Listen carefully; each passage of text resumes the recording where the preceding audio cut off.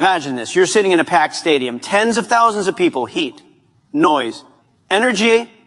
You reach for water, and instead of a cheap plastic bottle, you're holding a sustainable water brand that looks premium, feels premium, and quietly sends a message: the future is already here. This is the story of how a sustainable water brand didn't just enter the market. It took over stadiums, airports, and even 7-Elevens, not by being the cheapest, not by shouting the loudest, but by understanding something most businesses completely ignore. People don't just buy water, they buy values. For years, bottled water was boring. Same plastic, same labels, same promises, pure, fresh, natural. But behind the scenes, millions of plastic bottles choking oceans. Landfills growing higher every year. Consumers feeling guilty, but still buying because they had no real alternative. Then this brand asked a dangerous question: what if water could be convenient and responsible? That question changed everything. Instead of plastic, they chose sustainable packaging. Recyclable, renewable, designed to leave a smaller footprint. But here's the genius part: buy. They didn't sell eco-friendly. They sold status with purpose. Their bottles didn't scream, "Save the planet." They whispered, "You're smart, you care, you're ahead of the curve." Airports loved it. Because travelers want clean, premium, responsible products. Stadiums loved it. Because sustainability goals aren't optional anymore, they're mandatory. 7-Eleven loved it because customers were picking it up without being told. This brand understood one brutal truth: if you want mass adoption, you can't ask people to sacrifice convenience. So they didn't. Same cold water, same easy grab and go, same price range, but a completely different feeling. And slowly, quietly, plastic bottles started disappearing from the biggest venues on earth. Here's where most people get it wrong. They think this brand succeeded because it was green. No, it succeeded because it aligned business, branding, and behavior. They didn't fight consumers, they flowed with them. They didn't shame people for using plastic. They offered a better option and let people choose. And people did. Because deep down, everyone wants to feel like they're part of something better. This is the real lesson for entrepreneurs. You don't need to invent something complicated. You need to rethink something ordinary. Water is ordinary, but purpose made it extraordinary. While others competed on price, this brand competed on meaning. While others chased ads, this brand chased placements, stadiums, airports, convenience stores. High visibility, high trust, high repetition. And once people saw it everywhere, they assumed it belonged everywhere. That's how brands win. Not by begging for attention, but by becoming unavoidable. So if you're building something right now, remember this: the future doesn't belong to the loudest brand. It belongs to the one that understands where the world is going and arrives there early. Sustainability is not a trend, it's infrastructure. And the brands that build with the future in mind will be the ones sitting in every stadium, every airport, every shelf, while others are still arguing about price. Think bigger, buy. Think longer. And build something that doesn't just sell today, but belongs tomorrow. Now listen carefully. This brand didn't just sell water. It sold a signal. When a stadium switches to a sustainable water brand, it's not about hydration anymore. It's about image. It's about saying we are responsible, we are modern, we are future ready. That's why big venues move fast, because the pressure isn't coming from activists, it's coming from audiences, fans, travelers, young consumers, the same people who post stories, who notice packaging, who judge brands silently. This water brand understood one powerful truth: business-to-business decisions are emotional too. A stadium manager doesn't want complaints. An airport authority doesn't want bad PR. A convenience store doesn't want slow-moving stock. This brand solved all three problems at once. Looks good on camera, feels good in hand, sells fast on shelves. Zero friction. And here's the part most people miss. They didn't start big. They didn't chase global domination on day one. They focused on strategic locations, one stadium, one airport, one major city. Then they let visibility do the marketing. When investors saw it in airports, they assumed the numbers were strong. When other venues saw it in stadiums, they assumed it was vetted. When customers saw it in 7-Eleven, they assumed it was trustworthy. This is called borrowed credibility. You don't say you're big. You place yourself where big brands live. And suddenly, you are one. Another brutal lesson, bye. They never tried to educate too much. No long lectures. No guilt marketing. No complicated sustainability jargon. Just simple messaging, better bottle.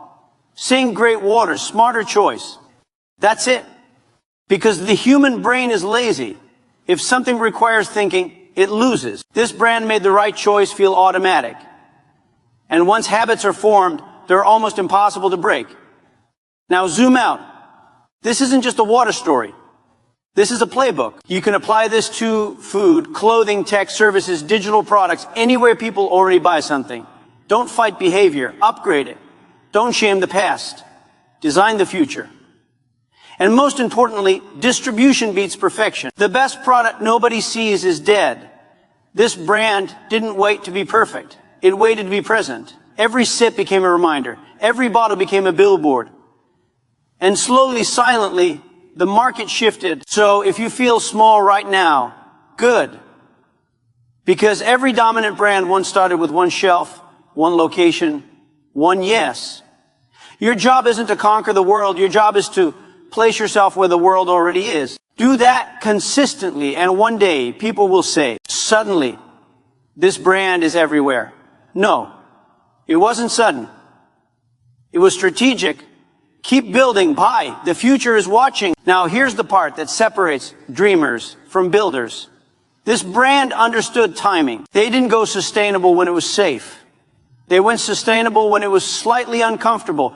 Too early for most. Perfect for them. Because when regulations tightened, when plastic bans started rolling in, when companies scrambled for alternatives, this brand was already ready. While others were panicking, they were scaling. That's how you win long term. You don't react to change. You position for it. And notice something important. They never attacked plastic brands directly. No wars. No drama. No call-outs. They let reality do the talking. Rising costs, negative press, consumer pressure. When the tide goes out, you see who was swimming naked. This brand was wearing armor. Another quiet move. Partnerships. They didn't try to do everything alone. They worked with cities, venues, suppliers, retailers, because power doesn't come from control. It comes from alignment. When everyone benefits, growth becomes unstoppable. Now pause and reflect. Buy. Ask yourself honestly, are you building something that survives today or something that thrives tomorrow? Because tomorrow is being decided right now. Sustainability, ethics, responsibility. These aren't nice ideas. They're filters. The market is filtering out lazy brands, short-term thinkers, copy-paste businesses. Only those who adapt early stay visible. And that's the real reason this water brand is everywhere. Not luck, not hype, not magic, just clarity. Clarity about where the world is going. And courage to move before the crowd. So remember this lesson and lock it in your mind. If your product doesn't stand for something, it will fall for everything. Build with intention. Distribute with intelligence. And align with the future. Because one day, when people look around and ask, how did this brand take over stadiums, airports, and every store? The answer will be simple. It didn't chase the future. It built for it. And here's the uncomfortable truth most people avoid. This brand proved that doing good is no longer charity. It's competitive advantage. When governments talk about carbon goals, when companies publish ESG reports, when consumers ask hard questions, guess who's already winning? The brands that prepared quietly. This water brand didn't wait for permission. It didn't wait for applause. It didn't wait for everyone to agree, because markets don't reward agreement. They reward foresight. And foresight always looks crazy until it looks obvious. Think about this. Every time someone buys that bottle at an airport, they're making a micro decision. Not just about thirst, about identity. I'm the kind of person who chooses better. That feeling is addictive. Once a brand gives people that feeling, price becomes secondary. Alternatives feel outdated. Plastic starts to feel wrong. That's how category shifts happen. Not overnight, but permanently. This is why copycats fail. They copy the bottle. They copy the color. They copy the messaging. But they can't copy timing. They arrive late, and late brands always have to scream louder. This one didn't scream. It simply showed up early and stayed consistent. So if you're watching this thinking, high market already, full high, good. Crowded markets mean proven demand. Empty markets mean education is expensive. The opportunity is not to be first. The opportunity is to be aligned. Aligned with future regulations, cultural shifts, consumer psychology, distribution reality, because ideas don't scale. Systems do. This brand didn't bet on virality. It bet on repeat behavior, one sip, one habit, one location at a time. That's how empires are built, quietly, patiently, relentlessly.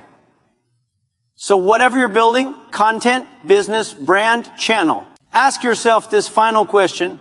If the world moves forward 5 years, will my product still make sense? If the answer is yes, you're early. If the answer is no, you're temporary. Choose wisely. Buy. Because the future doesn't need more products, it needs better ones. And the ones who understand this today will be everywhere tomorrow.